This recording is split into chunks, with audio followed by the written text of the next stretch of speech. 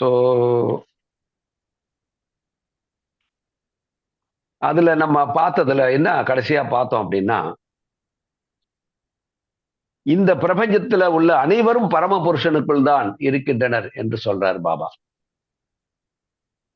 So அந்த பரம புருஷன் அவர்களை தன்னுடைய மனதிற்குள்ளேயே பார்க்கின்றான் என்று சொல்லிட்டு, எல்லோருமே அவனுடைய மனதிற்குள் இருப்பதால் அவனால் அவனுடைய மனதில் உள்ள பொருளை வெறுக்க முடியாது. எனவே அவன் வெறுக்கின்றவன் அல்ல. அதே சமயம் நீங்களும் பரிதாபத்திற்கு உரியவர்கள் அல்ல என்பதை எல்லோரும் புரிந்து கொள்ளுங்கள், தெரிந்து கொள்ளுங்கள் என்று சொல்லிட்டு, இது உங்களுடைய பிறப்புரிமை. உங்களுக்கு அந்த பரமத்தந்தையின் உதவி கிடைக்கிறது.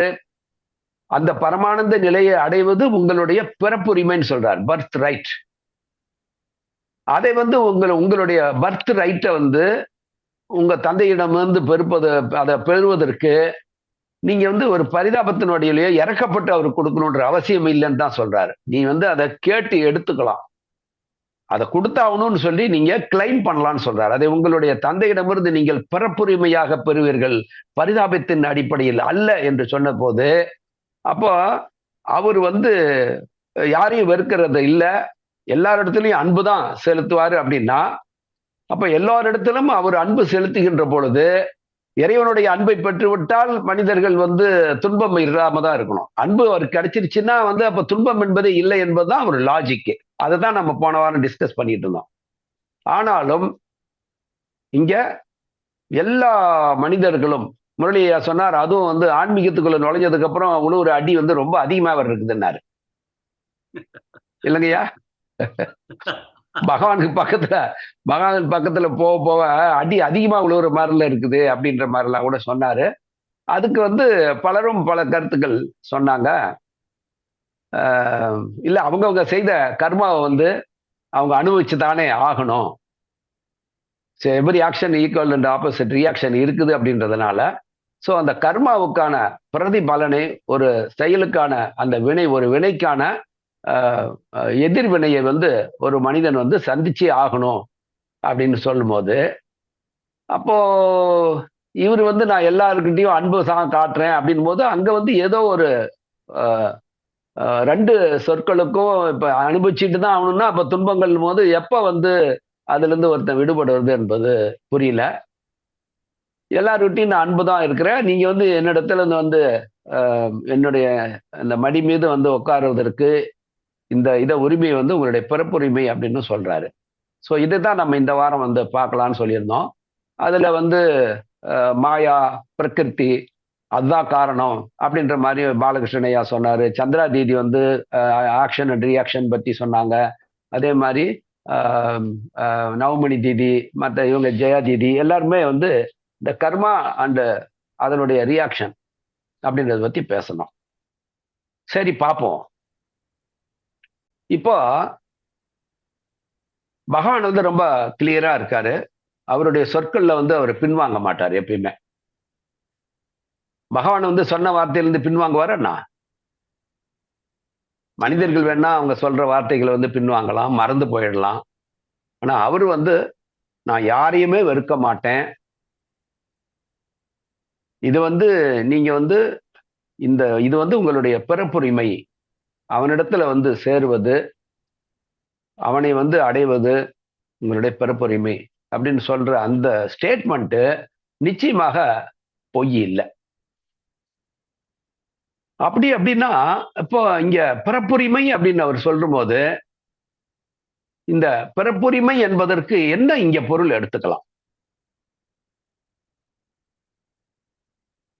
எல்லாருமே பரமபுருஷனுக்குள்ளதான் இருக்கீங்க, அவர் மனதுக்குள்ள இருக்கிறத அவர் வெறுக்கல. ஆனா இந்த பிறப்புரிமையாக நீங்கள் எடுத்துக்கொள்வது எதை உங்களுடைய பிறப்புரிமை என்று அவர் சொல்லுகின்றார். என்ன அர்த்தத்தை நம்ம புரிஞ்சுக்கிட்டோம்? இங்க என்ன மறைபொருளாக இருக்குது அப்படின்னா, பரமானந்த நிலையை அடைவது உங்களுடைய பிறப்புரிமை. அதுக்கு மறுபடியும் ஒரு விளக்கம் கொடுக்கிறாரு. இது உங்களுடைய பிறப்புரிமை என்று சொல்லிட்டு, உங்களுக்கு அந்த பரமத்தந்தையின் உதவியும் கிடைக்குதுன்னு சொல்லிட்டு, அதுக்கு இன்னும் கொஞ்சம் விரிவாக்கமா பரமானந்த நிலையை அடைவது உங்களுடைய பிறப்புரிமை. இங்கதான் இந்த பிறப்புரிமை என்ற சொல்லுக்கான ஒரு விளக்கம் வந்து என்ன சொல்றாருன்னா, பரமானந்த நிலையை அடைவது உங்களுடைய பிறப்புரிமை என்று சொல்றார். கரெக்டா? சோ இந்த பரமானந்த நிலையை அடைவது உங்களுடைய பிறப்புரிமை இங்க சொல்றாரு. அதே முந்தைய பேராவில் வந்து நான் யாரையும் வெறுக்கிறது இல்ல என்று சொல்றாரு. இங்க நம்மளுடைய கேள்வி என்னன்னா, அவர் வந்து எல்லாரிடத்திலும் அன்பை தான் செலுத்துறாருமோ, அப்ப எனக்கும் அன்பு கிடைக்குது, எல்லாருக்கும் அன்பு இருக்குது. அதே மாதிரி இங்க யாரும் பரிதாபத்திற்கு உரியவர்கள் அல்லன்னு சொல்றாரு. தன்னுடைய கடந்த கால செயல்களை நினைச்சுக்கிட்டு நீங்க வந்து வருத்தப்படாதீங்கன்னு சொல்றாரு. இப்ப கடந்த கால செயல்கள்னா என்ன அர்த்தம்? பல்வேறு பாவ செயல்களை நாம செய்திருக்கோம். அதெல்லாம் தீர்ந்து ஆகணும். தீரலைன்னா அந்த பரமானந்த நிலையை அடைவது என்பது முடியாது இல்லையா? சோ இங்க அப்ப அவருடைய அன்பு வந்து நான் வந்து கொடுக்கிறேன்னு தான் சொல்றாரு. அவருடைய அன்பு கிடைக்கணும் அப்படின்னா நீங்க அந்த பரமானந்த நிலையை வந்து அடைகின்ற பொழுதுதான் அவர் எல்லா இடத்துலயுமே அன்பை செலுத்துறாரு. ஆனா அங்க எல்லா மனிதர்களும் செய்கின்ற ஒரு தவறு இருக்கிறது என்று சொல்றாரு. அவருடைய கருணையின் மழை இப்ப உங்களுக்கு ஞாபகம் வரும். அவருடைய அன்பின் மழை, கருணையின் மழை எல்லாருக்கும் சமமாக பாரபட்சமின்றி பொழிந்து கொண்டே இருக்கிறதுன்னு சொன்னாரு. கரெக்டா? சொற்பொழிவுகள்ல சொல்றாரு இல்லையா? இறைவன் எல்லா உயிர்களிடத்திலுமே அவருடைய கருணை மழையை வந்து பொழிந்து கொண்டே இருக்கிறார். இவருக்கு பொழியலாம், இவருக்கு வேண்டாம் அப்படின்ற மாதிரி பார்க்கல. அப்போ எல்லாரிடத்திலையும் வந்து அந்த கருணை மழையை பொழியுதுன்னும் போது, அப்ப எனக்கு வந்து அந்த கருணை மழையில நான் நனைஞ்சதே இல்லைன்னு ஒருத்தர் சொல்றாரு அப்படின்னா, இங்க தப்பு அந்த பகவானுடைய அந்த மழை மேலா இல்ல இந்த மனிதன் மேலையா? யோசனை பண்ணணுமா? இங்க என்ன பண்றான் அந்த மனிதன்? என்ன பண்றான் அந்த மனிதன்? தப்பு என்ன பண்றான்? ஏன் அந்த கருணை மழையில அவன் நனையில? ஈகோன்ற அம்ப்ரேலா புடிச்சுக்கிட்டு இருந்த ஈகோ, அந்த நான் என்ற அகம்பாவம் என்ற குடையை அவன் தலைக்கு மேல தூக்கி வச்சிட்டு இருக்கிறான். அந்த அகம்பாவம் தான் அது கொடை மாதிரி மேல ஒரு ஷீல்டு மாதிரி அவன் தலைக்கு மேல இருக்குது. அகம்பாவம் தலை உச்சியில உட்கார்ந்துட்டு இருக்குது. அங்க பகவான் உட்கார்ந்துட்டு இருக்கல அவனுக்கு. அவன் என்னால முடியும், நான் தான். இந்த அகம்பாவம் இருக்கு பாருங்க. இந்த அகம்பாவம் எவனிடத்துல இருக்கிறதோ அப்போ அது வந்து அவனுடைய கருணை மலையில நனைய முடியாம அது ஒரு கொடை போல. அப்போ என்ன செஞ்சா மலையில நனையினான்னா அந்த கொடையை நம்ம என்ன பண்ணணும்? தூக்கி போட்டுறணும். நீங்க மலையில இன்பமா நனையணும் அப்படின்னா கொடையை பிடிச்சிக்கிட்டா அந்த இன்பமா அந்த மழையில நனைய முடியாது. அப்போ நீங்க அந்த கொடையை தூக்கி போட்டாகணுமா? ஓகே. இப்ப நீங்க கொடை இருந்தா சரி, ஓகே, இப்ப மழை பெஞ்சிட்டு இருக்கு, கொடைனா தூக்கி போட்டுடலாம். ஆனா அந்த ஈகோன்றத வந்து அப்படி ஈஸியா தூக்கி போட்டுருவீங்களா? இப்ப முதல்ல வந்து நான் வந்து 2 விஷயத்த வந்து எடுத்துக்கிறேன். ஒண்ணு, அவருடைய அன்பு வந்து எல்லாருக்கும் கொடுத்தேன்னு சொல்றாரு. ஆனா அதுல ஏன் வந்து அவங்களால நனைய முடியல அப்படின்னா என்ன அர்த்தம்? நனைய முடியல அப்படின்னா அவருடைய கருணை கிடைக்கலன்னு அப்படின்னு அர்த்தம். இன்னொரு அர்த்தம் என்னன்னா அவன் துன்பத்தில் இருக்கிறான்னு அர்த்தம். அவருடைய கருணை இருந்தால் எல்லா துன்பங்களிலிருந்தும் விடுவிக்கப்படுகின்றான். உண்மையா பொய்யா? இதானே அதனுடைய உள்ள அர்த்தம். அதானே அவனுடைய கருணை கிடைக்குது அப்படின்னா நீங்க எல்லாத்திலிருந்தும் நீங்க வந்து அழகா தப்பிச்சு கொண்டு வந்துடலாம். அதனுடைய பாதிப்புகளே இல்லாம வந்துட முடியும். அதுக்கு தானே அவனுடைய கருணை. உண்மைதானே? கருணை என்பதற்கு பொருள் என்ன இல்லையா? அப்ப துன்பங்களிலிருந்து நீங்க முடியும். அவனுடைய கருணை இருந்தால் நீங்க எல்லா துன்பங்கள்ல இருந்தும் வந்து தப்பிச்சு கொள்ள முடியும். உண்மைதானே? சரி, அப்ப அதை வந்து தடுக்கிறது வந்து உங்களுடைய அகம்பாவம் என்ற கொடை, நான் என்ற கொடை. சுருக்கமா சொன்னா அகம்பாவம் என்பது நான் என்றதுதான், கர்வம். சோ அந்த நான் என்ற கொடையை வந்து சாதாரண கையில பிடிச்சிருக்க கொடையா கூட நீ தூக்கி போட்டுடலாம். ஆனா அந்த நான் என்ற கொடையை அவ்வளவு ஈஸியா தூக்கி போட முடியுமா? ஆனா தூக்கி போட்டுட்டீங்கன்னா அவனுடைய கருணை மழை கிடைச்சிரும். அப்ப அவன் கருணை மழை கிடைச்சிருச்சு அப்படின்னா நீங்க துன்பம் என்பதுல நீங்க வந்து ஆளாக மாட்டீங்க. இதுதான் வந்து கூட்டி கணக்கு பாத்தீங்கன்னாக்கா இதுதான் இதனுடைய கணக்கு. இதுதான். அப்போ அவனுடைய அன்பை பெற வேண்டும் என்றால், கருணையை பெற வேண்டும் என்றால் எல்லாருக்கும் அவருக்கு கொடுத்துட்டு தான் இருக்காரு. தப்பு வந்து அவர் மேல இல்ல. அப்போ ஒரு மனிதன் என்ன செய்யணும்னா நான் என்ற அந்த அகம்பாவத்தை சுத்தமா எடுத்துடணும். 1% கூட இருக்கக்கூடாது. உண்மைதானே?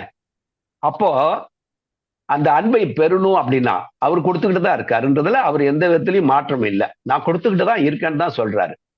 அப்போ அவருடைய சொல்லு வந்து தூய்மையா தான் இருக்குது. அப்போ ஒரு மனிதன் வந்து அகம்பாவம் என்ற கொடை வந்து தூக்கி எறியணும் அப்படின்னா, இங்க வந்து இந்த அகம்பாவத்தை தூக்கி போட்டுறணும் அப்படின்னா இதுக்கு என்ன பொருள் சொல்லலாம்? ரொம்ப ஸ்பிரிச்சுவலான மீனிங் இது.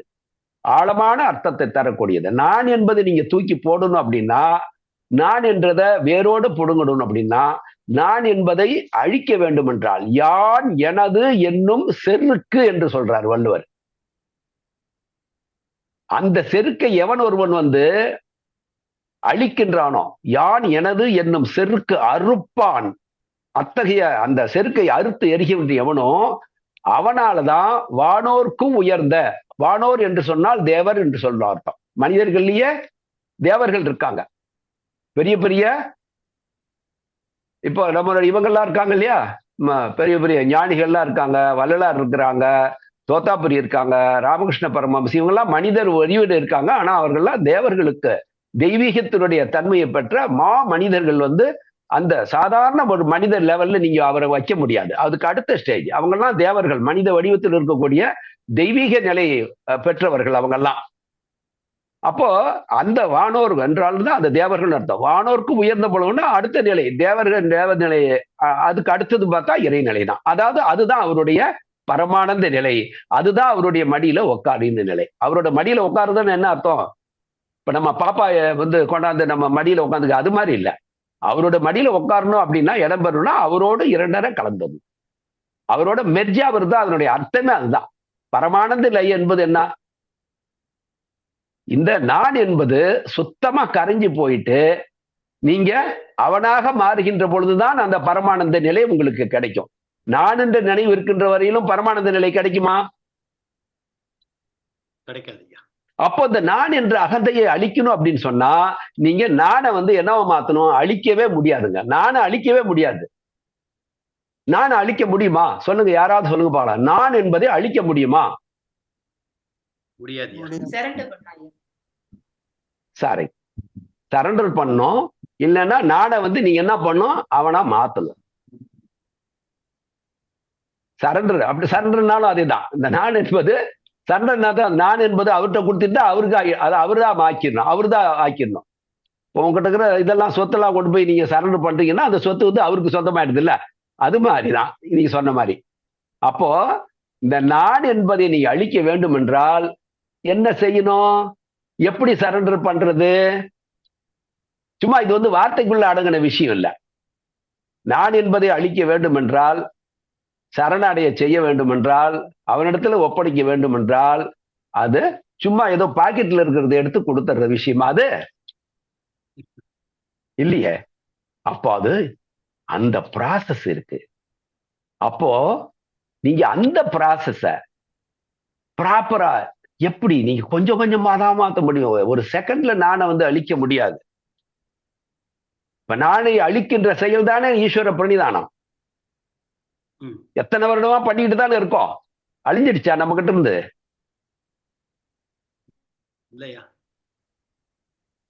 அழியும். ஆனாலும் நீங்க துவங்கிய காலத்துக்கு சாதனாவை கரெக்டான ப்ராசஸ்ல ஈஸ்வர பிரணிதானத்தை நீங்க லயிச்சு ரசிச்சு இன்பத்தோட அன்போட லவ்வோட உங்க ரெண்டு பேர்த்துக்கு அவர் இருப்பார், நீங்க இருப்பார், உங்க ரெண்டு பேர்த்துக்குள்ள லவ் இல்லாம அந்த வார்த்தைகள் மட்டும் உச்சரிச்சுக்கிட்டே இருந்தீங்கன்னா அங்க லவ் இல்லைன்னா அங்க இல்ல. ஏன்னா அவன் வந்து அன்பா இருக்கின்றவன். இந்த நான் உங்ககிட்ட இருக்கிற நான் வந்து அன்பின் திருவுருவம் அல்ல. இந்த நான் அழிகின்ற பொழுதுதான் அவனிடத்துல சரணடையும் போதுதான் நீங்க அவரோட கலக்கின்ற பொழுதுதான் நீங்களும் அன்புடையவனாக மாறுறீங்க. அன்புல வந்து நீங்க கலந்துட்டா நீங்களும் அன்பா மாறுறீங்க. அப்போ இந்த ஈஸ்வர பிரணிதானத்துல அது எந்த வடிவமா இருந்தாலும் ரெண்டு பேருமே இருக்கிறீங்க அந்த வடிவத்துல. அந்த ரெண்டு வடிவமும் இருக்குது. அங்க பரிபாஷை நடக்குது. ஒரு கான்வர்சேஷன் போயிட்டு இருக்கு. அந்த கான்வர்சேஷன்ல லவ் அண்ட் அஃபெக்ஷன் இருக்கணும். இதுதான் அதனுடைய ஆழம். அந்த அந்த அஃபெக்ஷனோட அந்த ஃபீலோட நீங்க அந்த உணர்வு அந்த சொற்களை வந்து நீங்க பயன்படுத்தினா அன்பு இல்லாத சொல் என்பது வெறும் எழுத்துக்கள் தானே. அததான் பாபா சொல்லுவாரு, வர்ணஸ்து கேவலம் பலம் நெய்வை வித்தியது. அது வெறும் வர்ணம். வெறும் லெட்டர்ஸ், மியர் லெட்டர்ஸ் சொல்றாரு. கேவலம், வர்ணஸ்து கேவலம். பலம் ஒருபோதும் அந்த நெய்வர் ஒருபோதும் பலம், ஃப்ரூட் ஆஃப் தட், அந்த அந்த இதனுடைய அந்த சொல்லினுடைய அந்த மந்திரத்தினுடைய ஃப்ரூட்டை பெறவே முடியாதுன்னு சொல்றாரு. சோ இங்கதான் அப்ப நான் அழியணும்னா இந்த லவ் இல்லாம நீங்க வந்து எப்படிங்க ஒருத்தர் அன்பு இருந்தா தானங்க இணைய முடியும். மனிதர்களுக்குள்ளாரே ஒருத்தருக்கு ஒரு அஃபெக்ஷன் இது வரணும்னா அந்த அன்பை பரிமாறிக்கொள்ளும் போதுதான் மனித இதயங்களே வந்து இணைகின்றன. ஆனா பகவான் இடத்துல வரும்போது கம்ப்ளீட்டா உங்களையே நீங்க அர்ப்பணிக்கின்ற அந்த இது இருக்குது இல்லையா, அந்த ப்ராசஸ். சோ இது வந்து ரொம்ப ரொம்ப ரொம்ப ரொம்ப முக்கியம். நீங்க வந்து பிரகிருதி என்ன பண்றா, மாயா என்ன பண்றா, வித்யா மாயா என்ன பண்றா, அதெல்லாம் அடுத்த கட்டம். ஆனா நீங்க அவனிடத்துல இந்த நான் என்பதை வந்து நீங்க எப்ப தூக்கி எறியறீங்களோ முழுமையாக வருகின்ற பொழுது எத்தனை பர்சன்ட் இன்னை வரையிலும் எத்தனை சதவிகிதம் நீங்க அந்த நானை அழித்திருக்கிறீர்களோ, அப்ப 100% அவனுடைய நான் என்றதனுடைய ஒரு அகம்பாவத்தினுடைய அளவு வந்து 100ன்னு வச்சுங்க, ஒவ்வொரு மனிதனிடத்தையும் உள்ளத. உங்க சாதனாவில பகவான்கிட்ட எத்தனை பர்சன்ட் நீங்க நெருங்கி இருக்கிறீங்களோ அத்தனை சதவிகிதம் நிச்சயமாக அவருடைய கருணையை நீங்க பெறுவீர்கள். அத்தனை சதவீதம் உங்க துன்பத்திலிருந்து நீங்க நீங்கி இருப்பீங்க. அதுல வந்து எல்லளவு சந்தேகம், ஆனா சதவீதம் தான், கணக்கு தான் இங்க. இப்ப சாதனா வாங்கினதுக்கு அப்புறம் அதிகமான துன்பம் வருவது என்பதுக்கு இன்னொரு காரணம் இருக்கு. அந்த காரணத்தை நான் தனியா சொல்றேன். சாதனா வாங்கினதுக்கு அப்புறம் எல்லோருக்குமே துன்பங்கள் வந்து அதிகமாக தெரியும். அதுக்கு முன்னால் அவ்வளவு துன்பத்துல பார்க்கல. இது வந்து வேற ஒரு கேள்வி, தனி கேள்வி. இதை தனியா கேளுங்க முரளியா. இது ஏன் சாதனா வாங்கினதுக்கு அப்புறம் மோஸ்ட் ஆஃப் த மார்கிஸ் இதை வந்து ஃபீல் பண்ணியிருக்காங்க, அப்பதான் அவ்வளவு எல்லை இல்லாத. இது வந்து தனியா ஒரு கேள்விக்கான பதில் நான் வந்து இன்னொன்னு சொல்றேன். ஆகவே இந்த நான் என்ற ஒன்றை நீங்க விளக்குகின்ற பொழுது எத்தனை சதவீதம் கொடையை விளக்குறீங்களோ அத்தனை சதவீதம் மழை உங்க மேல விடும். இவ்வளவுதான், சிம்பிளா புரிஞ்சுக்கணும்னா. அப்போ அவன் வந்து அன்பை பொழிஞ்சுக்கிட்டு இருக்கிறான். அப்போ அன்பை வந்து நீங்க பெறணும்னா எத்தனை சதவிகிதம் உங்கள்கிட்ட இருந்து இது வந்து நீங்க அவனிடத்துல அர்ப்பணம் பண்ணிருக்கீங்க. 5% கொடுத்துருக்கீங்களா, 10% படுத்தீங்களா, அவங்க நம்ம கால்குலேட் பண்ணிக்கணும். இது நம்மளுடைய லைஃப்லயே நாமே பார்க்க முடியும். இது அந்த அளவுகள் வந்து இன்னொருத்தர் நம்ம பார்த்து அளந்து சொல்ல முடியாது. நம்ம லைஃப்ல நாமே பார்ப்போம். நம்முடைய துன்பங்கள் என்பது ஏன் வருது, அதுக்கு நீங்க சொன்ன காரணங்கள் தான். எது, நம்மளுடைய முன் வினைகள், ஆக்ஷன், ப்ரீவியஸ் ஆக்ஷன். அது வந்து ரியாக்ஷனா நம்ம எல்லாரும் ஃபேஸ் பண்ணி தான் ஆகணும். எல்லாரும் கட்டாயமா அதை வந்து அனுபவிச்சே தீரணும். அதுல வந்து சந்தேகமே இல்லை. அந்த ரூலை பொறுத்தவரை சந்தேகமே இல்லை. ஆனா இங்க அவர் சொல்ல வருது என்ன, அதுதான், அது ரூல் தான், அந்த சட்டம் தான். ஆனா அந்த சட்டத்திற்கு மன்னிப்பு உண்டா இல்லையா என்பது ஒன்று இருக்குல்ல. ஒரு குற்றவாளி இருக்கான், அந்த குற்றவாளிக்கு மரண தண்டனை உண்டா, ஆயுள் தண்டனை உண்டா, அல்லது அந்த குற்றத்திலிருந்து அவனுக்கு விதிவிலக்கு உண்டா, இதுக்கான இதெல்லாம் என்னென்ன இருக்குது அப்படின்றத வந்து தீர்மானிக்கிறது வந்து சட்டத்தை வந்து பாக்குறவங்க. அது மாதிரி பகவான் வந்து அது தீர்மானிப்பார். அப்போ நம்மளுடைய வாழ்க்கையில நாம துன்பமாக பார்ப்பது எல்லாமே, இன்பத்தை பத்தி பேசணுன்ற அவசியமே இல்லை. துன்பத்தை பத்தி நம்ம பேசுகின்ற பொழுது அது நிச்சயமாக, ஏன்னா துன்பத்தை தான் நம்ம மனிதர்கள் எல்லாருமே, இன்பம் வரும்போது பகவானை பத்தி நினைக்கிறதே இல்லை. ஆனா துன்பம் தான் பகவானை திட்டமும் செய்வோம். சாதாரண மனிதர்கள் வந்து பகவான் மேல வந்து நான் இவ்வளவு வந்து அன்பு வச்சிருக்கேன், 2 வேளை சாதனா செய்யறேன், அப்படி இருந்தும் எனக்கு ஏன் பாபா இந்த துன்பத்தை கொடுக்குறீங்க நீங்க அப்படின்னு கேட்கறவங்களும் இருக்காங்க. சோ என்ன செய்யணுங்க, அவருடைய அன்பை வேணா நாம கொடைய முழுசா தூக்கி போடணும். அந்த கொடை என்பது நான் என்ற அகந்தை. அந்த நான் என்பதை நீங்க தூக்கி போடுறது என்பது உங்களுடைய சாதனா. நல்லா ஞாபகம், இதுதான் ஈக்குவேஷன். கொடையை தூக்கி போடணும் அப்படின்றது உங்களுடைய நான் உணர்வை அவனாக மாற்றுகின்ற ப்ராசஸ். இதுதான் கொடை. கிளியரா இருக்கா உங்களுக்கு இப்போ? எத்தனை சதவீதம் அந்த கொடையை நீங்க விலக்கி இருக்கிறீங்க, அத்தனை சதவீதம் கருணை மலை உங்க மேல முழுசா வேணும். அப்படின்னா முழுசா அவனிடத்துல நீங்க அந்த அந்த உணர்வுல நீங்க மூழ்கி இருக்கணும்.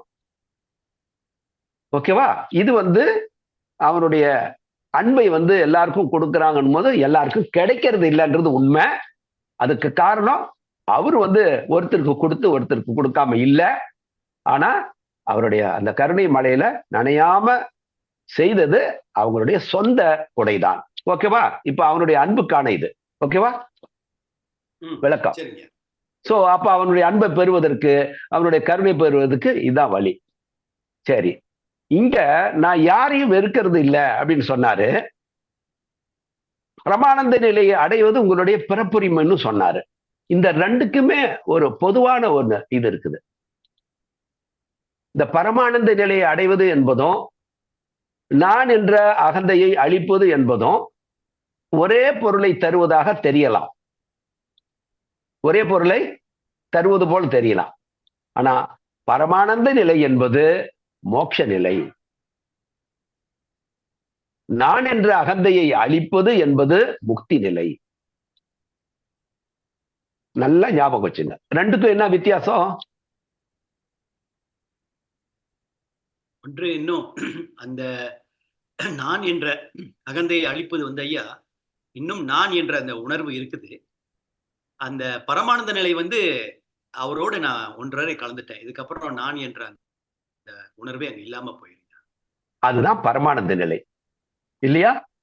அதான் சுப்ரீம் ஸ்டேட் ஆஃப் அட்டைன்மெண்ட், ஒவ்வொரு மனிதர்களுக்கும் உள்ள அந்த ஒரு நிலை. இங்க இப்போ நம்ம பிரகிருதியை பத்தி பேசணும், ஒவ்வொரு ஆக்ஷனுக்கும் ஒரு ரியாக்ஷன் இருக்குதுன்றது பத்தி பேசணும். இந்த கொடைய உங்களால தூக்கி போடணும் அப்படின்றதுக்கு நான் சொன்னது உங்களுடைய சாதனா இல்லையா? ஈஸ்வர பிரணிதானத்துல நான் என்ற அகந்தையை அழிக்கின்ற இடம் எந்த இடம்? உங்களுடைய ஈஸ்வர பிரணிதானம். அதுதான் உங்களுடைய நானை அழிச்சு அவனாக மாற்றுவதற்கான ப்ராசஸ் நடைபெறுகின்ற இடம் வந்து ஈஸ்வர பிரணிதானத்துல. இப்போ இதுக்கான முயற்சியை நம்ம மேற்கொள்ளணும்ன்றது ஒன்று. ஆனால் அந்த முயற்சியை செய்ய விடாமல் தடுக்கிறது ஒரு இன்னொன்னு இருக்கு. அந்த முயற்சியிலேயே தடையாக இருக்கும். அதாவது துன்பம் வரும் வேலையிலே சிரிங்க என்று வள்ளுவர் சொன்னாங்க. சரிங்க, துன்பம் வரும் வேலையிலே சிரிக்க முடியுமாங்க? ஒரு எறும்பு கடிச்சிருச்சுன்னா சிரிச்சுக்கிட்ட கூட சொரிஞ்சு விட்டுறலாம், ஓகே. ஆனா அந்த துன்பத்தினுடைய ஒரு எல்லையை, அதை தாங்கவே முடியாத ஒரு துன்பம் வருகின்ற பொழுது உங்களால் உட்கார்ந்து தியானம் பண்ண முடியுமா? சாதாரணமா அது முடியுமா? முடியற காரியமா? சாதனா டிஸ்டர்ப் ஆகுமா ஆகாதா? சாதாரண நேரங்கள்ல உங்களால உட்கார்ந்து தியானம் பண்ற நேரத்துல உங்களுடைய ஈஸ்வர பிரணிதானத்தினுடைய அந்த ஒரு சுச்சுவேஷனுக்கும் இப்ப திடீர்னு ஒரு ஏதோ ஒரு மிகப்பெரிய ஒரு வீட்டுல யாருக்கோ ஒரு திடீர்னு ஒரு ஹார்ட் அட்டாக் அல்லது ஏதோ ஏதோ ஒண்ணு திடீர் வந்துடும் போது மைண்ட் ஃபுல்லா நம்ம என்ன பண்ணோம், அது ஆக்குபை பண்ணிக்குது. ஏதோ இது மாதிரி எண்ணற்ற ஒரு சூழ்நிலைகள் வருது. காலேஜில் படிச்சுட்டு இருந்த பையன், சின்ன வயசு பையன், இப்பதான் வந்து செகண்ட் இயர் படிக்கிறான், டிகிரி, எஸ்ஆர்எம் காலேஜில், மார்கி பையன் தான். திடீர்னு பார்த்தா முந்தா நாள் சத்யேஸ்வரானந்தா ஃபோன் பண்றாரு, என்னடா அவன் பையனுக்கு ஸ்ட்ரோக் ஆயிடுச்சு அப்படின்ட்டு. ஸோ யாராவது மார்க்கிங் யார் பக்கத்தில் இருக்காங்க, இமிடியேட்டா யாராவது போய் அவங்க பேரண்ட்ஸுங்க வந்துட்டு இருக்காங்க ஃப்ளைட்ல, அது வரலாம் யாராவது போய் கொஞ்சம் அட்டன் பண்ணணும் அட்லீஸ்ட். இது எதுக்கு நான் சொல்ல வரேன்னா, திடீர்னு நல்லா இருந்தவன் திடீர்னு பார்த்தா கை கால் ஸ்ட்ரோக் இல்லை, 48 ஹவர்ஸ் அப்புறம் தான் ஏதாவது சொல்ல முடியுன்ற அளவுக்கு ஒரு சீரியஸ், என்ன நடக்கும்னே தெரியாது 48 மணி நேரத்துக்குள்ள. இந்த மாதிரி ஒரு சுச்சுவேஷன்ல நீங்க மெய் மருந்து அப்படியே வந்து நீங்க வந்து அவனோட கலக்கணும் அப்படின்றதெல்லாம் சாதாரணமா முடியுமா? அது முடியுமாயா? குழந்தை வந்து இப்படி ஒரு நிலையில இருக்கும்போது ஒரு தந்தையாலோ தாயாலேயோ அந்த மாதிரி ஒரு அமைதியான ஒரு இதுல வந்து உட்காந்து தியானம் பண்றதுக்கு மனசு வருமா வராது? வருமா? முடியுமா? இல்லையா, முடிய முடியாது. அப்ப என்ன இங்க வந்தது உங்களுக்கு? எது உங்க பகவான்கிட்ட போக விடாம சிந்தனையை வந்து சிந்திக்க முடியாத அளவுக்கு என்ன பண்ணுச்சு? இந்த துன்பத்தினுடைய அளவு. அந்த துன்பம் என்பது எது? நாம் செய்த நம்மளுடைய கர்மாவுடைய இதுதானே. எதிர்வினை தான் நம்மளை வந்து துன்பமாக நம்ம மனசுக்கு வந்து துன்பத்தை கொடுக்குது, நம்ம கான்சென்ட்ரேட் பண்ண முடியல.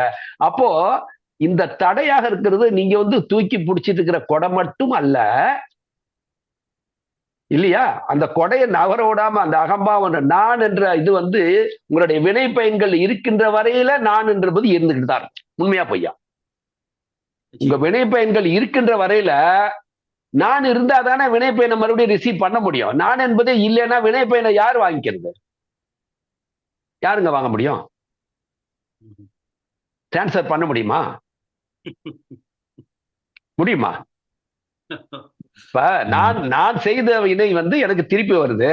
அப்ப அந்த நான் இருந்தாதான் அதை திருப்பி வாங்க முடியும். நான் இல்லைன்னா நான் செஞ்சது வந்து அப்ப எந்த அக்கௌண்ட்டுக்கு போகும்? நான் என்பதை அழிச்சுட்டு வச்சுங்க. இப்ப நான் செய்த வினையினுடைய எதிர்வினையை, அதனுடைய பயனை துன்பம் என்ற பெயரில் நான் வந்து ரிசீவ் பண்ணி ஆகணும் இல்லையா? அது சாத்தியமா? இல்ல வேற யாரும் அக்கௌண்ட்டுக்காவது நான் டிரான்ஸ்ஃபர் பண்ண முடியுமா? ஐயா நீங்க வாங்கிக்கீங்கள அப்படின்னு சொல்ல முடியுமா? முடியுமா? முடியுமா? வாய்ப்பே இல்லையா? ஆனா இருக்குதுன்னு சொல்றார் பாபா. இருக்குன்னு சொல்றாரா? பாபானால முடியா, நம்மளால முடியாது. ஆமா. அப்ப அது என்ன சொல்றாரு? அப்போ அங்க என்ன, அங்கேயும் பாத்தீங்கன்னாக்கா, இங்க ஒரு சாதனாவில வந்து நீங்க வந்து நான் வந்து சரண்டர் பண்றதை விட உங்க கீர்த்தனையில எளிமையாக அவர்கிட்ட சரண்டர் பண்ண முடியும். உண்மையா பொய்யா?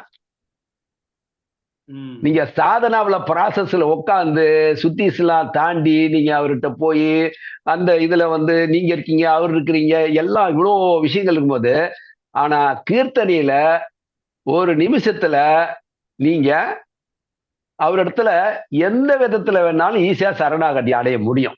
இது வந்து பிராக்டிக்கல் லைஃப்லயும் நீங்க பார்த்திருப்பீங்க. இந்த கீர்த்தனையில மட்டும் இது வந்து ரொம்ப ஈஸியான ஒரு ப்ராசஸ்ங்க.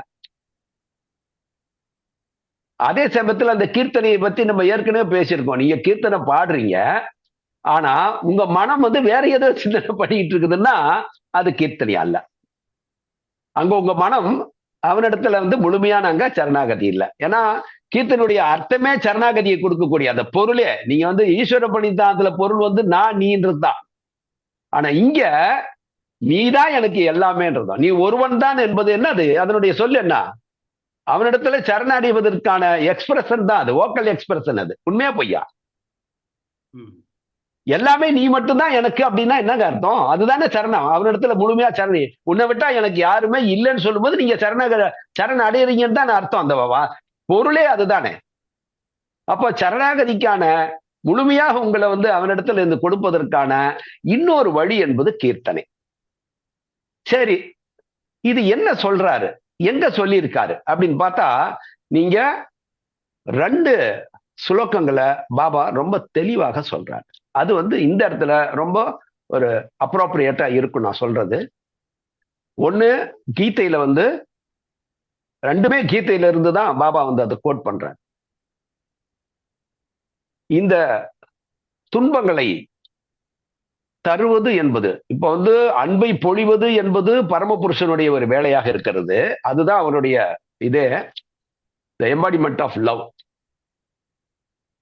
அப்போ இந்த துன்பம் என்ற ஒரு மனுஷனுக்கு வந்து அவருக்கு இருந்து நமக்கு அன்பு தான் அவருக்கு கொடுக்கிறாருன்னா, இந்த துன்பத்தை கொடுக்கறதுன்றது யார் பார்த்துக்கிறது அப்படின்னு கேட்டதுக்கு பாலகிருஷ்ணன் ஐயாவும் சொன்னாரு. மற்றவங்க எல்லாருமே அதை தான் சொன்னீங்க அந்த கருத்தை. இங்க மாயா பிரகிருதி என்று சொன்னோம் இல்லையா? அதுல நாம எல்லாருமே தெளிவா தான் இருக்கோம். மற்றவங்களுக்கு இந்த பிலாசபி தெரியுனாலும் ஆனந்த மார்கிகளை பொறுத்த வரையிலும் இதுல தெளிவா தான் இருக்காங்க. சோ இந்த ஒர்க்கை பண்றது யாருன்னா பிரகிருதி தான். இந்த பிரகிருத்தியினுடைய வேலை என்ன அப்படின்னா, நீங்க எதை நீங்க உங்க செய்ய வைக்கிறதும் பிரகிருதி தான். உண்மையா பொய்யா? ஒரு செயலை தூண்டுகிறது என்று சொன்னால் அது உங்களுடைய குணத்தை சார்ந்ததாக இருக்குது. ஒரு குணம் வந்து வெளிப்படுகின்ற பொழுது அந்த குணத்தை சார்ந்து நீங்க ஒரு செயல்ல இறங்குறீங்க. உண்மையா? குணம் தான் அங்க. அப்ப குணம் என்பது யாருக்கு சொந்தமானது?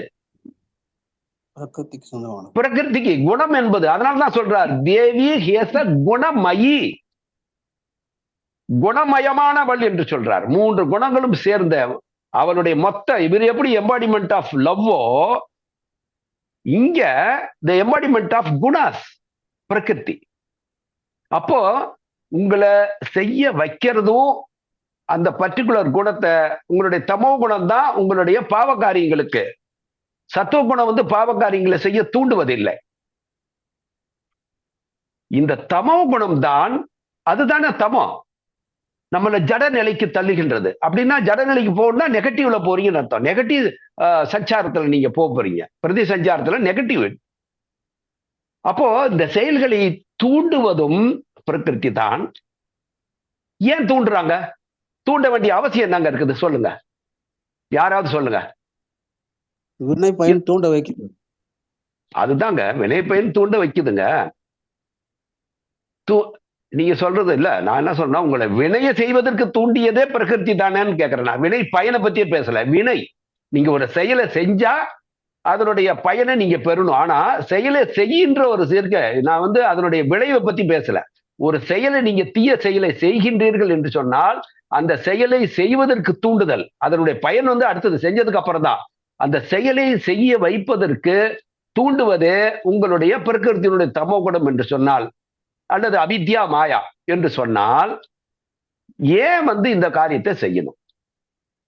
இது ரொம்ப இம்பார்ட்டன்டான கேள்வி. இதை நீங்க வந்து ஒதுக்கிட முடியாது இந்த கேள்வியை. எதுக்காக பிரகிருதி இந்த வேலையை செய்யணும்? ஏன்னா தூண்டுவதே அவங்கதான். சொல்லுங்க ஐயா, சொல்லுங்க. நம்ம போன பிறவியில செஞ்ச ஒரு ஆக்ஷன் இப்ப வந்து ரைப் ஆகுது, அந்த ரியாக்ஷனுக்கு இந்த ஒரு சூழ்நிலை கிரியேட் ஆகுது அப்படின்னு நான் நினைக்கிறேன். இல்ல தீதி, கரெக்ட். நீங்க சொல்றது வந்து, அது வந்து இப்போ அந்த சூழ்நிலையை வந்து, நான் சொல்றது the ஒரிஜினல் ஆக்ஷன். நான் சொல்றது இப்ப போன பிறப்பினுடைய அந்த இது வந்து இப்ப வந்து நம்ம அதை வந்து ஒரு ஆக்ஷன்ல தூண்ட வைக்கிறதா, ரியாக்ஷனை ரிசீவ் பண்றதுக்கு ஒரு ஆக்ஷனை வந்து நீங்க தூண்டுறீங்க, தூண்டப்படுது. ரியாக்ஷனை ரிசீவ் பண்றது ஒரு ஆக்ஷன்ல உங்களை இறக்க வைக்கிறதுன்றது நீங்க சொல்றீங்க, கரெக்ட் தானே? ஆனா நான் கேட்கறது the ஒரிஜினல் ஆக்ஷன். இப்பதான் அந்த அதுக்கான வினைப்பயன் என்பது இனிமேதான் கிரியேட் ஆக போகுது. ஒரு நியூ ஆக்ஷன் ஒண்ணு பண்ண போறீங்க. அந்த ஆக்ஷனை தூண்டுவதே பிரகிருதி தான் தூண்டுது. அதுல யாருக்கும் சந்தேகம் இல்லையா? உங்களுடைய தூண்டுதல் செய்வது, உங்களுடைய குணம் என்பது யாருக்கு சொந்தம்? பிரகிருதி இல்லையா? அததான் நம்ம வந்து அவித்யா மாயான்னு சொல்றோம். அவித்யா மாயா தான் உங்களை தூண்டுது. இதுல யாருக்கா சந்தேகம் இருக்கா? டவுட் இருக்கா? புரியலையா? ஏன்னா இது புரிஞ்சாதான் ஆன்சர் பண்ண முடியும். நம்மள கடவுள் நெருங்குறதுக்கு ஒரு சக்தி உதவி செய்றாங்க. அப்பதான் நம்ம கடவுளையே நினைப்போம் அப்படின்னு ஒரு இது இருக்கு ஐயா. சரி, ஓகே. இப்ப நானே சொல்றேன், உங்களுக்கு புரியுதான்னு பாருங்க. இப்ப இந்த கிரியேஷன் என்பது ஒரு கேம் தானே. இந்த படைப்பு என்பது அவருடைய விளையாட்டு தானுங்க, லீலா, கரெக்டா? இந்த லீலையில ரெண்டு பேர் தான் பார்ட்டிசிபேட் பண்றாங்க. யார் யாரு? புருஷாண்டு பிரகிருதி. இதுல ஏதாவது டவுட் இருக்கா? இல்லையா, தெளிவா. ஓகே. அப்ப இந்த ரெண்டு பேர் என்ன கேம் விளையாடுறாங்க? அவரு எதை அட்டைன் பண்ணணும்னு நினைக்கிறாரு, பிரகிருதி எதை அட்டைன் பண்ண. இதான ரெண்டு பேரும். இப்போ ஒரு விளையாட்டுன்னா ரெண்டு எதிரி அணியினர்கள். எதை வந்து நீ வந்து எதை ஜெயிக்கணும்னு நினைக்கிற, எதை அடையணும்னு நினைக்கிற, பிரகிருதி வந்து இது தடை பண்ணணும். நீ ஜெயிக்க விடாம பண்றது வேலையை தான் பிரகிருதி பண்றா, இல்லையா? இப்போ ஒரு பிரகிருதி வந்து மாயா, அவித்யா மாயா உங்களை ஒரு செயலை தூண்டி என்ன செய்யறாங்க? இந்த நான் என்ற உணர்வையே கொடுக்கிறதே முதல்ல பிரகிருதி, அவித்யா மாயா, கரெக்டா? நம்பர் 1. கொடுத்ததுக்கு அப்புறம் இங்கதான் கேம, பிரகிருதின்ற ரோலை இங்கதான் விளையாடுது. அவர் வந்து உண்மையிலேயே பரமபுருஷன். அது யூனிட் பீயிங்கா இருந்தாலும் அவரு பரமபுருஷனுடைய ஒரு இமேஜ் தான். ஆனா இந்த யூனிட்டா வந்ததுக்கு அப்புறம் என்னது, இது பரமபுருஷன் அப்படின்றத மறக்க வைக்கணும். உண்மையா பொய்யா? அதுதானே பிரகிருதியோட ரோல். பிரகிருதி செய்ய வேண்டிய வேலை என்னங்க? நீ பரமபுருஷன்றத நீ மறந்துடணும், மறக்க செய்யணும். மறக்க செய்யணும் அப்படின்னா உங்களுக்கு நான் இண்டிவிஜுவல், நான் வந்து தனியானவன், இல்லையா? அந்த உணர்வு கொடுக்கிறது தானே நான் என்ற உணர்வு. இந்த வேலை யார் செய்யறாங்க? பிரகிருதி தான் செய்யறாங்க. நான் என்ற உணர்வை வந்து இந்த குணம் தான் கொடுக்குது. அப்போ கொடுக்கறது மட்டும் இல்லாம குணத்தை கொடுத்ததுக்கு அப்புறம் மறுபடியும் உங்களை பல செயல்கள்ல செஞ்சு இன்னும் அதனுடைய வாழை திக்கன் பண்ணிக்கிட்டே போகணும், ஸ்ட்ராங் பண்ணிக்கிட்டே போகணும். நான் செஞ்சேன் நிறைய ஆக்ஷன், அதனுடைய ரியாக்ஷன். இது காலத்துக்கும் நீ வந்து மீள முடியாத அளவுக்கு ஒன்று ஆக்ஷன் செய்ய வச்சுட்டு நீ வந்து மறுபடியும் நான் என்ற உணர்வு அதிகமாகிட்டே போய்க்கும்.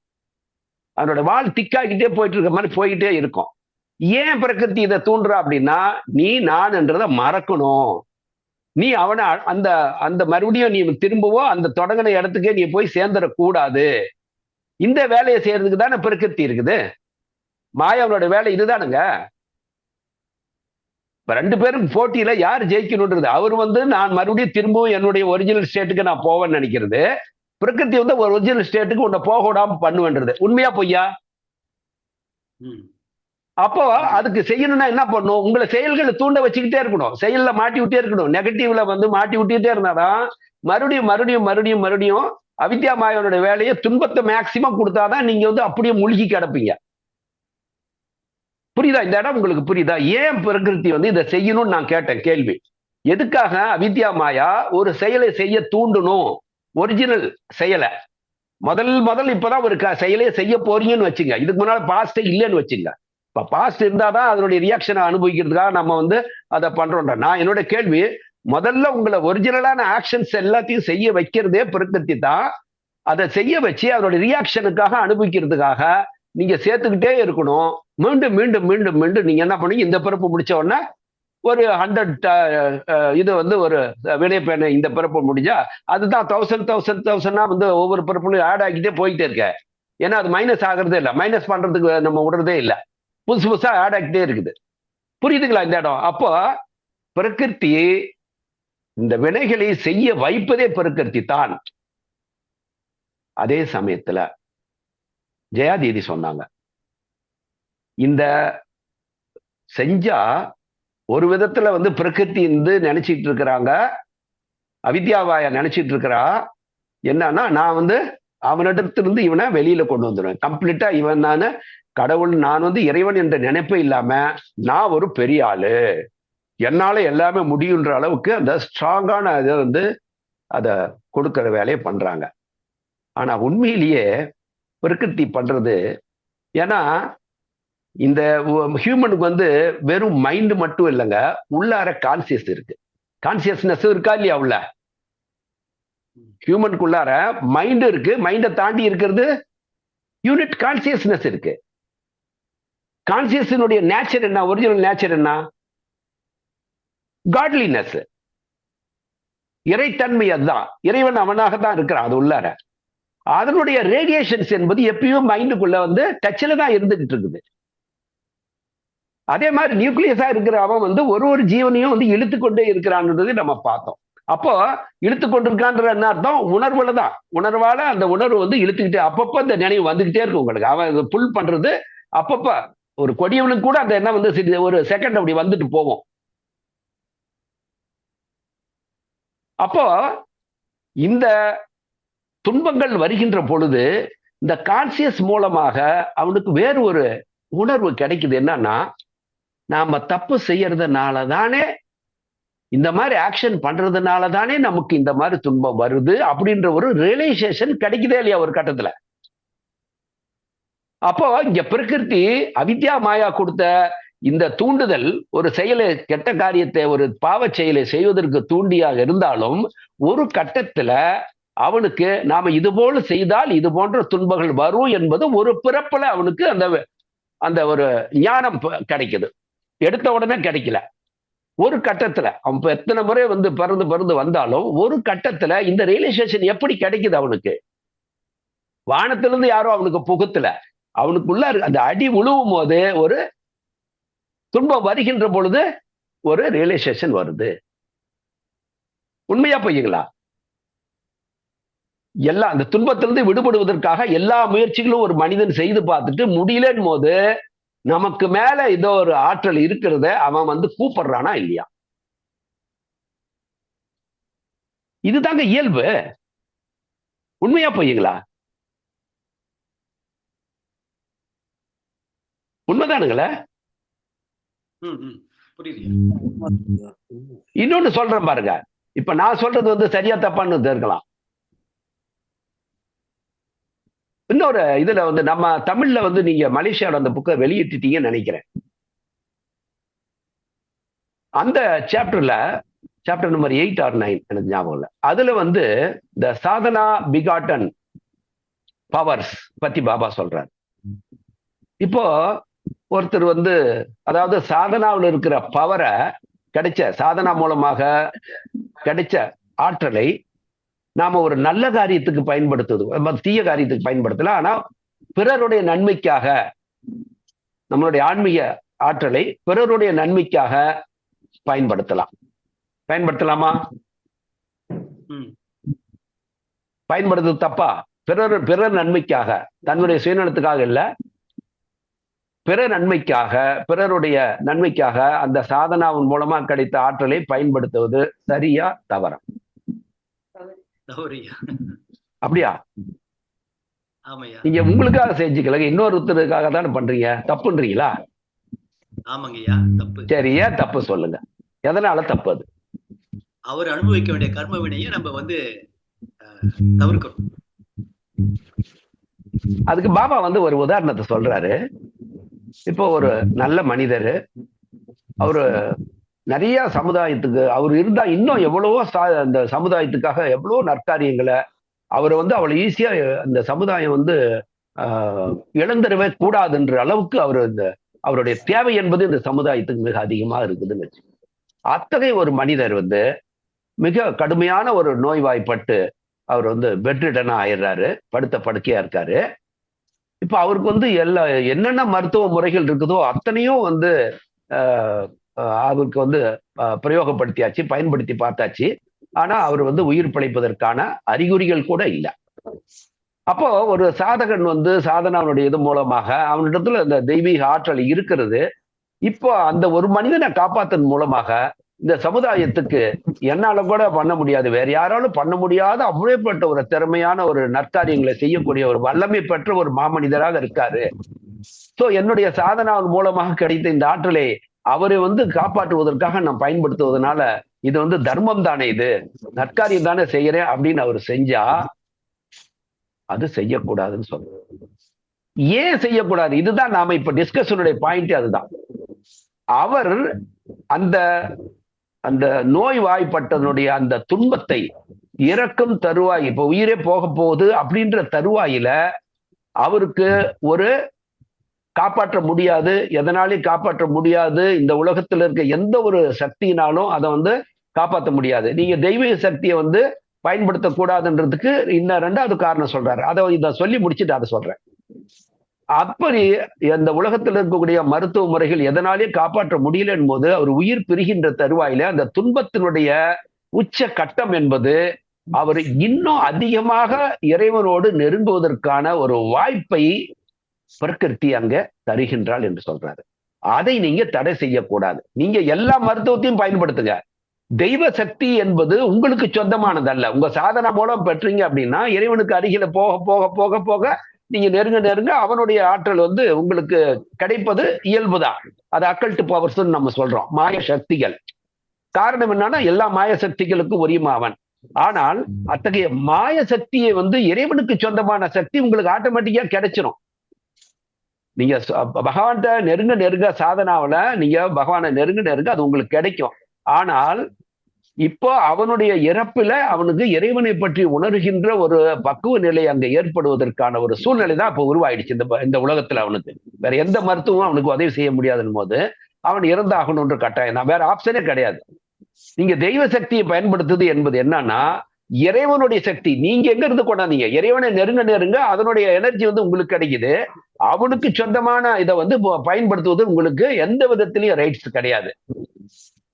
இன்னொன்று, அப்படி அதை மீறி நீங்க அதை பயன்படுத்துறீங்க அப்படின்னா நீங்க இந்த ரூல்ஸ் அண்ட் ரெகுலேஷன்ஸ் பராமரிக்கிறது அதே பிரகிருத்தினுடைய இந்த மியூட்டேட்டிவ் ஃபோர்ஸ். அப்போ அந்த பிரகிருத்தினுடைய அந்த இது நீங்க பிரகிருதிக்கே சேலஞ்ச் பண்றீங்க.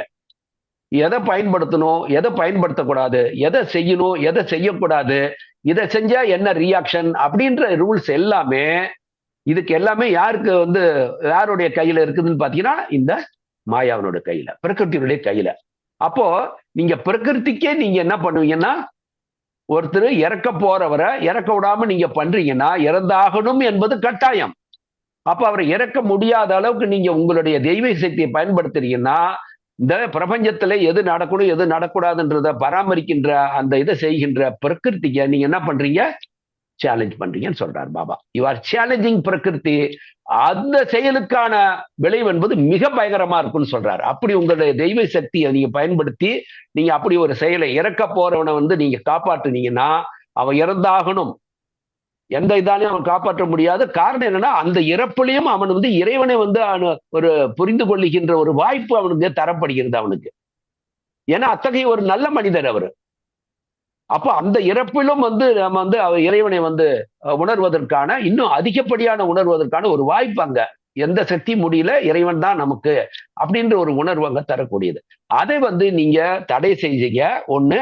ரெண்டாவது, பிரகிருதி வந்து இந்த உயிர் வந்து உடம்பு விட்டு போகணும்ன்ற இந்த ரூலை பராமரிக்கிற பிரகிருதிக்கு எதிராக நீங்க அவனுடைய சக்திக்கு எதிராக உங்களிடத்துல இறைவனிடத்திலிருந்து பெற்ற சக்தி நீங்க பிரயோகிக்கிறீங்க, உங்களுடைய சொந்த சக்தி அல்ல.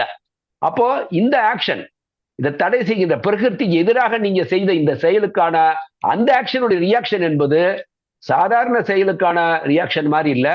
ஏனென்றால் தெய்வீக சக்தியை உங்களுக்கு வந்து இறைவன் மூலமாக பெற்ற தெய்வீக சக்தி நீங்க துஷ்பிரயோகம் பண்ணியிருக்கீங்க அப்படின்னு சொல்றார் பாபா. புரியுதுங்களா? இந்த இடமெல்லாம் உங்களுக்கு இந்த இடத்துல ரொம்ப தெளிவா இருக்கிறது வந்து ரொம்ப ரொம்ப முக்கியம். நிறைய பேர் அப்படிதான் நினைப்பாங்க. ஒரு நல்லதுக்காக வந்து நம்ம கடவுள் சக்தி தெய்வ சக்தியை பயன்படுத்துறோம், என்ன தப்புன்னு ஆர்கியூ பண்ணுவாங்க நிறைய பேர். முடியவே முடியாது. எந்த காரணத்துக்காகவும் ஒருத்தர் வந்து தெய்வீக சக்தியை பெற்றதை பயன்படுத்தவே கூடாது. அதுலதான் நிறைய பேர் கோட்டை விட்டுறாங்க. சில பேர் சாதனால மேல போவாங்க, தெய்வீக சக்தி வரும், அதை வந்து மக்கள் இடத்துல வந்து பிரபலமாவதுக்கு புகழ் பெறுவதற்காக அந்த மாய சக்தியில பயன்படுத்துவாங்க. பட் ஆனா அது வந்து அப்படியே எக்ஸாஸ்ட் ஆகிட்டு போயிடும். எக்ஸாஸ்ட் ஆகிட்டு போனதுக்கு அப்புறம் அவங்க ஜீரோ ஆயிடுவாங்க. அதுக்கப்புறம் மக்கள் வந்து அவங்களை மதிக்க கூட மாட்டாங்க. ஸோ இந்த மாதிரி நாம பல இது வந்து விஷயங்களை தெளிவாக புரிஞ்சுக்கணும். சரி, ஓகே. இப்போ இந்த மாதிரி விஷயங்கள் இருக்கும்போது யாருக்கும் டிரான்ஸ்ஃபர் பண்ண முடியுமான்னா முடியும் என்று சொல்றாரு. அதை தான் அவர் சொல்றாரு. என்ன சொல்றாரு அப்படின்னா, இப்போ துன்பப்படுகின்றவர் ஒரு பாவியை பத்தி நம்ம பேசலாம். ஏன்னா பாவம் செய்தவர்கள் அதிக துன்பத்தை பெறுகின்றார்கள். இந்த பாவிகள்லயே அவனை போல ஒரு பாவம் செய்கின்ற ஒரு பஞ்சமா பாதகன் என்று சொல்லக்கூடிய அளவுக்கு ஒரு பாவம் செய்கின்ற ஒரு உலகத்திலேயே இருக்கக்கூடிய அப்பேற்பட்ட ஒரு மனிதன் இருப்பதாக வைத்துக் கொள்வோம். சோ பகவான் நீங்க என்ன சொல்றாருன்னா, இப்ப அவன் செய்த ஆக்ஷன் ரியாக்ஷனை வந்து அவன் அனுபவிச்சுதான் ஆகணும். இதான ரூலு, பிரகிருத்தின் ரூலு.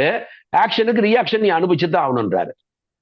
இது பல பிறப்புகளாக வேற எல்லாம் சுமையா சேர்ந்துகிட்டு இருக்குதுன்றாரு.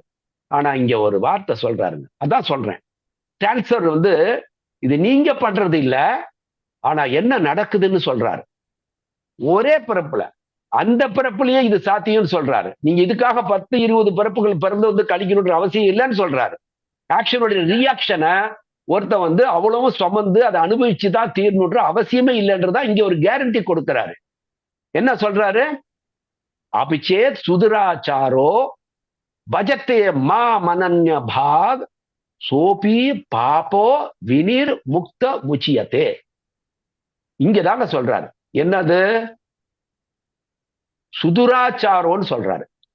துராச்சாரோ சுதுராச்சாரோ, இந்த ரெண்டு வேர்டு சான்ஸ்கிரிட்ல துராச்சாரி அப்படின்னா அவன் வந்து பாவின்னு அர்த்தம். பல பாவங்களை செய்கின்றவன் பேரு துராச்சாரி. சுதுராச்சாரினா அவனை விட பாவம் வந்து செய்வதற்கு ஆளே இல்ல. அத்தகைய ஒரு பாவியே இவனை பார்த்து பயப்படக்கூடிய அளவுக்கு பஞ்சமா பாதகங்களை செய்த ஒரு மனிதனா இருப்பான். அவனுக்கு பேர் தான் சுதுராச்சாரின்னு பேரு. அப்போ பகவான் என்ன சொல்றாரு? அதுல இது கீதையில இருக்கிற சொல்லுங்க இருக்கு, நீங்க பார்க்கலாம். என்ன சொல்றாரு? இதுதான் தான் கால்குலேஷன் இங்க. அபிச்சேத் சுதுராச்சாரோ பஜத்தே மா மனன்ன பாக். எந்த ஒரு பஞ்சமா பாதகனா இருந்தாலும் சரி, அவன் தன்னுடைய மனதை ஒருமைப்படுத்தி பிளவுபடாமல், பாக் அதாவது மனதை வந்து பிளவுபடாமல் ஒருநிலைப்படுத்தி என்னை அவன் தியானிப்பானே. ஆனால் அப்படின்னா என்ன அர்த்தம்? கம்ப்ளீட்டா நீங்க ஒருநிலைப்படுத்துறது என்ன அர்த்தம்? மெர்ஜர் தாங்க.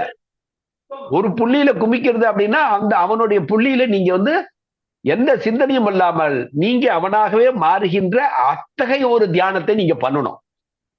அத்தகைய நிலையில பண்ணும்போது என்ன நடக்குதுன்றாரு? சோபி பாப்போ, அவன் செய்த அத்தனை பாவங்களிலிருந்தும் வினிர் முக்த விடுதலை பெறுகின்றான் என்று சொல்றாரு. அப்போ இந்த சீக்கிரட்டை பாருங்க, நீங்க வந்து சாதனாவில் வந்து உங்களுக்கு எத்தனை தடைகள் இருந்தாலும் அதையும் தாண்டி எவ்வளவு சீரியஸா நீங்க உங்கள் மனதை ஒருநிலைப்படுத்தி அவனுக்குள் நீங்கள் மூழ்கிகின்றீர்களோ. இன்னொரு இடத்துல வந்து ஒரு சுலோகம் சொல்லப்படுகின்றது. என்னன்னா, வேற ஒரு சுலோகம், அதுல வந்து என்ன சொல்றாருன்னா, அதாவது நீங்க உங்க காரியங்களை செய்வது மனோ கரோட்டி கர்மாணி, மனோ லிப்பியத்தே பாபத்தே பாத்தகேக, லிப்பியத்தே பாத்தகேக, மனஷ்ச தன்மனா பூத்வா, மனம்தான் எல்லா பாவங்களையும் புண்ணியங்களும் செய்கிறது. ஆனால் அந்த மனதை மனஷ்ச தன்மனா பூத்வா, தன்மனா என்று சொன்னால் அந்த ஒருநிலைப்படுத்தி, அகத்திலே பூத்வா என்று சொன்னால் மூழ்கி இருப்பது, அவனுக்குள் மூழ்கி இருக்க செய்தால் அந்த மனதை அவனுக்குள், அவன் எங்க இருக்கான்? உங்களுக்குள்ளாரே இருக்கான் இல்லையா? நீங்க உங்களுக்குள்ளாரதான மூழ்கணும். உங்களுக்கு மனதை கடந்த நிலையில அவன் இருக்க, ஆத்மாவா இருக்கான், அவன் தான் பரமாத்மன். அந்த ஆத்மாவுக்குள்ளார நீங்க மூழ்கி இருக்கின்ற பொழுது அங்க நீங்க அங்க நா புண்ணியக நாச்சா பாபம், அங்க பாவமும் கிடையாது புண்ணியமும் கிடையாது என்று சொல்றார். ஆகவே இங்க தெளிவாக என்ன புரியணும் அப்படின்னா, ரெண்டு விஷயத்தை சொல்றாரு. பாவத்தை வந்து நீங்க எல்லாம் கழிச்சுதான் தீர்ணுன்றது உடைக்கப்படுகிறது. இங்க அந்த ரூல் உடைக்கப்படுதா இல்லையா? சொல்லுங்கய்யா. இப்ப இந்த இதன் மூலம் அவர் என்ன சொல்ல வர்றாரு? நீங்க இன்னொரு பிறப்புக்கு போகணுன்ற அவசியம் இல்லை. இதே பிறப்புல நீங்க பண்ண வேண்டியது என்னன்னா, நீங்க அந்த மனதை நீங்க அவனுக்குள்ள மூழ்க செய்ய வேண்டும். அப்படி மனம் என்பது நான் என்பது அவனுக்குள்ள மூழ்கிடுச்சுன்னா, நான் என்பதற்குள்ளதான் இருக்குது, உங்களுக்கு வெளியில இல்லை. உங்களுடைய வினைப்பயன், உங்களுடைய வினைப்பயன்னா எதுக்குள்ள ஸ்டோர் ஆயிருக்கு? உங்க நான் உணர்வுக்குள்ளதான் இருக்கு, மைண்டுக்குள்ளதான் ஸ்டோரேஜ் இருக்குது. சித்திரகுப்தன் இருந்தா ஒண்ணு ஒண்ணா எடுத்து உங்களுக்கு கொடுத்துட்டு இருக்கிறாரு இல்லையே. தெளிவாக புரிஞ்சு கொள்ள வேண்டிய இந்த பிலாசபியை நம்ம, அந்த நான் என்ற அந்த மனதினுடைய அந்த 3 அடுக்குகளுக்குள்ளார ஒரு அடுக்குக்குள்ளாரதான் அது எல்லாமே இருக்குது. அது அப்பப்ப வெளிப்படுது. அதை வந்து அவனுக்குள்ளார மூழ்கி அடிச்சிட்டீங்கன்னா அது எல்லாமே கம்ப்ளீட்டா எரிஞ்சு சாம்பலாகி அவனாக மாறி விடுகிறது. அப்போ எந்த வினைப்பயன் இருக்கு உங்களை நீங்க பார்க்கறதுக்கு, இது பண்றதுக்கு, அனுபவிக்கிறதுக்கு எதுவுமே இல்லை. சோ இங்க மிக தெளிவாக இன்றைய வகுப்பு வந்து இந்த டைமே வந்து இதுக்கே முடிஞ்சிருச்சு. ஆகவே நீங்க அவருடைய அன்பு வந்து பெறுவதற்கு தடை வந்து அவனிடத்துல இல்லை, எல்லாரிடத்துலயும் அன்பை மட்டும் செலுத்துறா. அவனிடத்துல போகணும்னா நீங்க நான் என்ற அகம்பாவத்தை நீங்க ஒழிக்கணும், கொடைய எடுக்கணும். அதுக்கு அர்த்தம் என்னன்னா, நீங்க அவனாக மாறணும். ரெண்டாவது, நீங்க எல்லாரும் துன்பத்துக்கான இதை வந்து அனுபவிச்சுட்டு தான் இருக்கிறோம் அப்படின்னா, இன்னமும் இங்க வந்து அவனுக்குள்ள மூழ்கினா அந்த இதுல இருந்து விடுவிக்கப்படுகிறான் என்று சொல்வது பொய்யாக இருக்க வேண்டியதில்லை என்றா. அப்பனா நாம வாழ்க்கையில துன்பத்தை அனுபவிச்சுட்டு தான் இருக்கிறோம்னா நாம இன்னும் மூழ்கவில்லை என்பதுதானே பொருள். அவன் சொன்னது பொய்யா இல்ல நாம செயல்ல பொய்யா? நாம செய்யறதுதான் போய். ஏன்னா இங்க கேரண்டியை கொடுக்குறாங்க, வேற எங்கேயும் கேரண்டி இல்ல. உங்களுடைய பாவங்கள்ல இருந்து வரக்கூடிய பாவங்கள் அழிகிறது என்று சொன்னால் அந்த பாவங்களால் வருகின்ற துன்பங்கள் தானே அழியுது. அதுதானே உண்மை. அதுக்கு அர்த்தம் வேற ஏதாவது இருக்கான்னா? அப்ப அதுக்கு ஒரே ஒரு வழி என்னன்னா, நீங்க உங்களுடைய அந்த நாணை உங்களுடைய அவனுக்குள்ளார நீங்க மூழ்க செய்ய வேண்டும். அவனாகவே நீங்கள் இருப்பதை உணர வேண்டும். அந்த ஒரு நிலையை நீங்க எவ்வளவு டீப்பா செய்றீங்களோ அப்ப நீங்க ஒரு பக்கத்துல வினை பயன்கள் மூலமாக அனுபவிக்கின்ற துன்பங்களிலிருந்து விடுவிக்கப்படுகின்றீர்கள். இன்னொன்னு, அவருடைய கருணை மலையில நீங்க நிரம்புகின்றீர்கள். அந்த நிலைதான் நீங்கள் அந்த பரமானந்த நிலையை அடைவது என்பது. இதுதான் உங்களுடைய பிறப்புரிமை என்று சொல்றார். ஆகவே அந்த பிறப்புரிமையை சொத்தை பெற வேண்டும் என்றால் இத்தனை ப்ராசஸ் இருக்குது அந்த சொத்தை பெறுவதற்கு இல்லையா? அந்த ப்ராப்பர்ட்டிங்க வந்து உங்களுடைய உரிமை தான், அந்த ப்ராப்பர்ட்டி உங்களுக்கு தான் சொல்றாரு. ஆனா அதை அடைவதற்கு நீங்க என்னென்ன ப்ராசஸ் இருக்குது, அந்த ப்ராசஸ் மூலமா தான் அந்த உரிமையை நீங்க பெற முடியும். ஆனா உங்களுக்கு தான் உங்க உரிமை என்று சொல்றார். ஓகேவா? தெளிவாக புரிஞ்சிருச்சா? புரிஞ்சதுதா. குழப்பம் ஒன்றும் இல்லையா? புதிதாக கேள்வி இருந்தால் நீங்க அடுத்த வகுப்புல கேளுங்க. சோ இதுதான், இதை வந்து யாரும் மறக்காதீங்க. பிறருக்கும் இந்த உண்மைகளை சொல்லி புரிய வைங்க. பாவத்திலிருந்து ஒருத்தர் விடுபட முடியும் என்றால் முடியும். அதற்கான இது தான். அவருடைய அன்புடைய கருணையை கிடைச்சாலும் நம்ம பாவங்களிலிருந்து விடுபட்டுடுவோம், துன்பங்களது. அவருடைய கருணையில வந்து நம்ம நனையாம இருக்கிறது காரணம் நம்மளுடைய நான் என்ற உணர்வு தான். அதனால அவங்ககிட்ட கெஞ்சிங்க, கேளுங்க. என்னது? ஷரோன் தியோ ஷரோனே, உங்களுடைய பாதங்கள்ல எனக்கு அடைக்கலம் கொடுங்க. அதன் மூலம் நான் உங்களை உணர்வதற்கான அவர் பாதத்துல இடம் கொடுத்துட்டா போதும்ல, ஈஸியா முடிஞ்சிடும் வேலை இல்லையா? ஐயா இந்த இடத்துல ஒரு கேள்வி இருக்கு ஐயா. கேட்டுடுங்க, பதில் அப்புறம் பார்த்துக்கலாம். கேள்வியை கேளுங்க. இப்ப அன்றாடம் எல்லோரும் நம்ம வந்து அவருடைய கருணையை தேடி நம்ம வேண்டிக்கிட்டு இருக்கோம். எத்தனையோ வருடமா நம்ம வேண்டிக்கிட்டு இருக்கோம். ஆனா நிச்சயமா அந்த நான் என்ற அந்த உணர்வு இருக்கிறதுனால அவரை நெருங்க கொஞ்சம் சிரமப்பட்டுக்கிட்டு தான் இருக்கிறோம். ஆனா இதுக்கு வந்து அவருடைய கருணை, அதாவது அவன் அருளால் அவன் தாழ் வணங்கி என்ற அந்த வருத்தத்துக்கு, அந்த அர்த்தத்துக்கு அவரு அதுக்கு அவர் அருள் புரியணுமாயா? அவர் தாழ் வணங்குறதுக்கு? இது ஒரு கேள்வியா இருக்கு ஐயா. உண்மைதாங்க, உண்மைதான். அங்க நம்ம மாட்டிக்கிட்ட ஐயா, அவர் கருணை புரியணுமே. நம்ம தவம் இருக்கிறோம். இல்ல, அதுதான் அவர் என்ன சொல்றாருன்னா, அந்த கருணையை நான் வந்து பிடிச்சிக்கிட்டு தான் பொழிஞ்சுக்கிட்டு தான் இருக்கேன்னு சொல்றாரு. அங்க நம்ம செய்ய வேண்டியது அவருடைய கருணையாலதான் அவனை வணங்குவோம் என்பது இருக்குது. அதுக்கான கருணையை அவர் சொல்றாரு. இங்க பாருங்க, உங்களுக்கு அந்த பரம தந்தையின் உதவி கிடைக்கிறது என்று சொல்றாரு. அவர் உதவி கொடுத்துக்கிட்டு தான் இருக்கிறாரு. அப்ப எல்லாத்துக்குமே அவனுடைய அருளால் அவனை வணங்குகின்றது எல்லாத்துக்கும் கிராண்ட் பண்ணிட்டாருங்க. ஒரு மனுஷனுக்கு கூட அங்க வந்து விதிவிலக்கு இல்லை, எல்லாத்துக்கும் அது ஆல்ரெடி கிராண்டட் அது. ஆனா நாம என்ன நினைச்சிட்டு இருக்கிறோம்னா, அவனு வந்து அந்த அருளை கொடுத்தா தானே நாம அவனை வணங்க முடியும்னு. அவர் முன்னால வந்து நான் உனக்கு அருளை கொடுத்துறேன், நீ ப்ரொசீட் அப்படி சொல்லுவாரா? அவர் கருணை ஏற்கனவே கொடுத்தாச்சு, நீங்க வணங்குறத ப்ராப்பரா வணங்கணும், அவ்வளவுதான். கீர்த்தனிய சதாஹரி. ஓகேவா? சரிங்க, சரி. சோ தெளிவா புரிஞ்சிருச்சா இந்த விஷயம்? போன வாரத்தினுடைய கேள்விக்கான பதில் தெளிவா கொடுத்திருக்கிறேன்னா திரும்ப திரும்ப இதை கேளுங்க. இந்த டாபிக்கை திரும்ப திரும்ப கேளுங்க. ஏன்னா நிறைய விஷயங்கள் இருக்குது, மனசுல பதிய வச்சுக்கிட்டு ஷார்ப்பான புள்ளிகளை புரிய வச்சுங்க, எடுத்துங்க, மற்றவங்களுக்கு இந்த புரிய வைங்க. ஓகே, சரி. நன்றி. அனைவருக்கும் நமஸ்காரம். நமஸ்காரம்.